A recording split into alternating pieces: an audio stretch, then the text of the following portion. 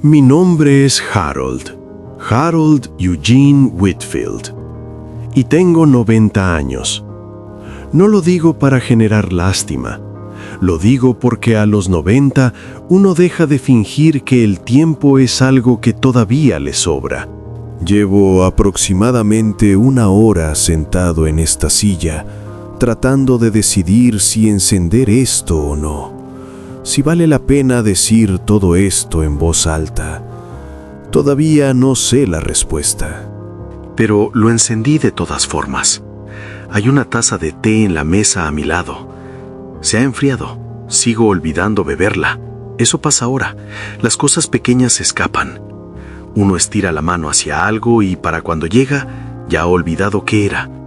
Pero no se trata de eso. Se trata de Daniel, mi hijo. Tuve 2 hijos. Una hija, Patricia, que me llama todos los domingos sin falta. Todos los domingos, a las 10 de la mañana.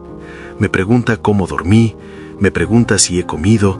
A veces simplemente habla y yo escucho, y eso es suficiente para los 2. Y luego está Daniel.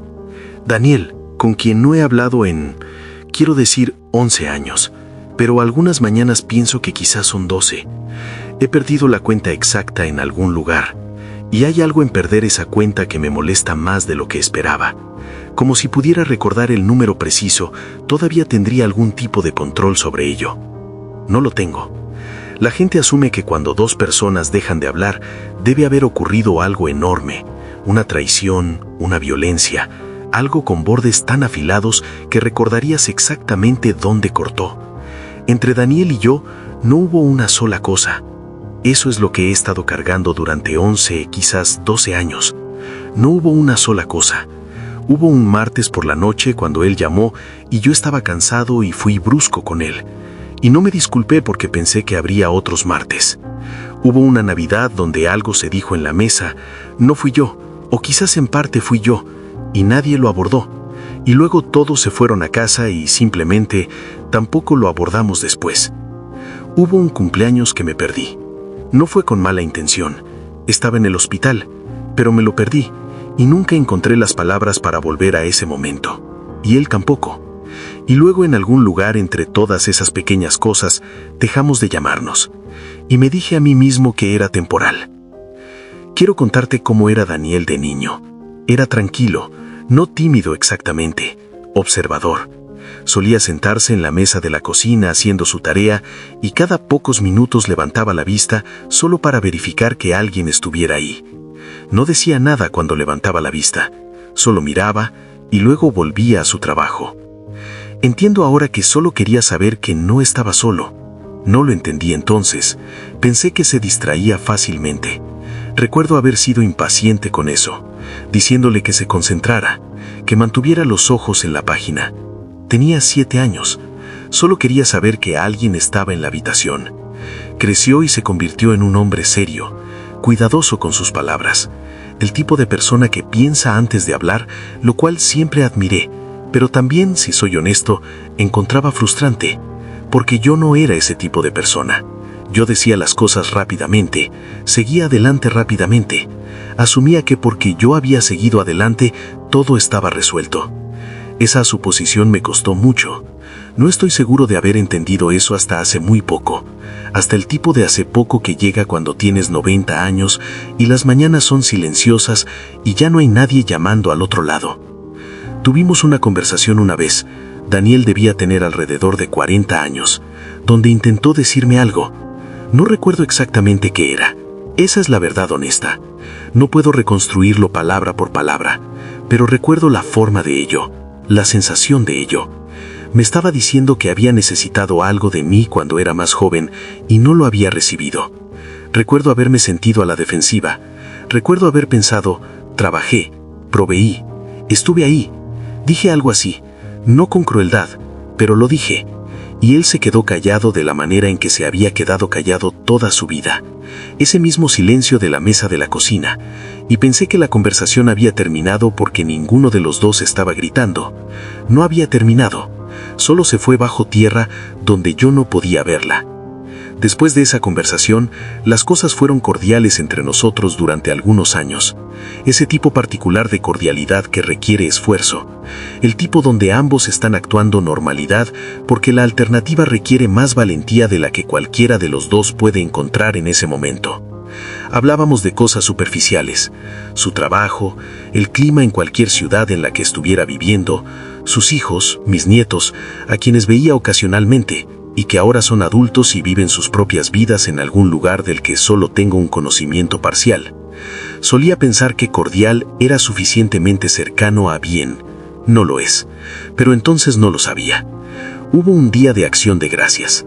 Creo que fue en 2009, quizás 2010. Condujo 4 horas para estar ahí. Él y su esposa Carol y sus 2 hijos. Cenamos. Fue una buena cena. Recuerdo haber pensado durante esa cena, esto está bien, estamos bien. Después de cenar, él y yo nos sentamos en el porche de atrás por un rato. Hacía frío, podíamos ver nuestro aliento. Él tenía las manos envueltas alrededor de una taza y miraba hacia el jardín, y yo hacía lo mismo, y había un silencio entre nosotros que tenía peso. No intenté llenarlo, no sé por qué. Quizás estaba cansado, quizás tenía miedo de lo que podría salir si lo abría. Quizás pensé que habría otros porches, otras noches frías, otras oportunidades. Se fue a la mañana siguiente, antes de que yo me despertara. Dejó una nota en el mostrador de la cocina que decía, «Gracias, papá, cuídate». Guardé esa nota mucho tiempo. Ya no sé dónde está. Quiero ser cuidadoso aquí, porque no quiero convertir a Daniel en el villano y no quiero convertirme en uno tampoco. Creo que lo que pasó entre nosotros fue más silencioso y más ordinario de lo que cualquiera de los dos supo nombrar. Creo que él necesitaba que yo le preguntara algo específico, sobre su vida interior, sobre cómo había sido para él crecer en nuestra casa, conmigo como su padre. Creo que necesitaba que yo sintiera curiosidad por él de una manera particular para la que yo no estaba equipado en ese momento. Y creo que esperó esa pregunta durante mucho tiempo. Y cuando no llegó, eventualmente dejó de esperar. Eso es lo que pienso. Podría estar equivocado. Me he equivocado antes sobre lo que las personas necesitaban de mí. Generalmente me enteraba demasiado tarde. Llamó una vez, quizás en 2012. De repente, yo estaba en el jardín. Era un domingo. Patricia ya había llamado esa mañana y me sentía bien, de la manera en que uno se siente bien en un domingo en el jardín cuando la luz es buena. Su voz era diferente, no cansada, creo. Dijo, «Papá, he estado pensando y creo que necesitamos hablar sobre algunas cosas». Y yo dije, «Sí, por supuesto». Y luego dije, «¿Podemos hacerlo la próxima semana? Estoy en medio de algo». Estaba podando rosas. Le dije a mi hijo que hablaría con él la próxima semana porque estaba podando rosas. Él dijo, «Claro». Dijo, «Está bien». Y no volvió a llamar la próxima semana. Y yo no lo llamé. Y me dije a mí mismo que llamaría cuando estuviera listo. Esa fue la última vez que tuvimos una conversación que yo llamaría real. No la última vez que hablamos. Hablamos algunas veces más después de eso, pero esa fue la última vez que él se extendió hacia mí con algún tipo de intención, algún tipo de esperanza de que algo pudiera cambiar. Y lo dejé ir al buscador. No literalmente, pero en todas las formas que importan, lo hice. Pienso en esa llamada telefónica más que en casi ninguna otra. No con el tipo de dolor que te rompe, con el tipo que siempre está ahí, silencioso, en algún lugar del pecho. El tipo al que te has acostumbrado tanto a cargar que casi no notas su peso hasta que te quedas muy quieto. Me quedo muy quieto muchos días estos. Le escribí una carta una vez, hace unos 3 años. Me senté en esta misma mesa y escribí 4 páginas a mano. Mi escritura ya no es lo que era, pero la escribí con cuidado. Le dije cosas que nunca había dicho. No todo, pero cosas. La selé, le puse la dirección, le puse un sello. Está en el drajor detrás de mí. Nunca la envié. No sé exactamente por qué. Parte de mí pensó que lo asustaría. Una carta así, de la nada, de un anciano. Parte de mí, si soy honesto, todavía tenía miedo. Miedo de lo que él podría responder. Miedo de lo que no podría decir. Patricia me preguntó una vez, delicadamente, de la manera en que pregunta las cosas, si quería que se comunicara con Daniel en mi nombre. Actuar como un puente. Dije que no. Dije que era algo entre Daniel y yo, y lo es, pero creo que lo que quise decir, por debajo de eso, era que si sucedía a través de Patricia, yo no tendría que ser el primero en dar el paso. No tendría que ser yo el que dijera, me equivoqué en algunas cosas. Estuve ausente en maneras que no reconocí como ausencia en el momento. Todavía a los 87 años estaba esperando que él viniera a mí. No sé lo que pensaba que estaba protegiendo. Mi esposa Eleanor falleció en 2015. 53 años estuvimos maridados. Ella sabía lo de Daniel y yo. Lo vio suceder durante décadas y era cuidadosa con lo que decía. Eleanor no presionaba, pero cerca del fin tomó mi mano y dijo, Harold, no dejes que esto siga así. Solo eso, no dejes que esto siga así.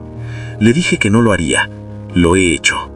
Hay mañanas como esta mañana que me despierto y por unos segundos no puedo recordar la razón exacta por la que no hablamos. No es losmentia, conozco la forma de las cosas, pero la razón específica, la razón nombrada, la razón que podría darle a alguien si me preguntara, algunas mañanas se me escapa. Y en esos pocos segundos, antes de haberla reconstruido completamente, hay esta breve sensación de, no sé cómo llamarla, ligereza quizás, como si todavía no hubiera sucedido, como si Daniel y yo todavía estuviéramos bien, como si él fuera una persona en su ciudad viviendo su vida y yo en una casa en la mía y la puerta entre nosotros no estuviera cerrada, solo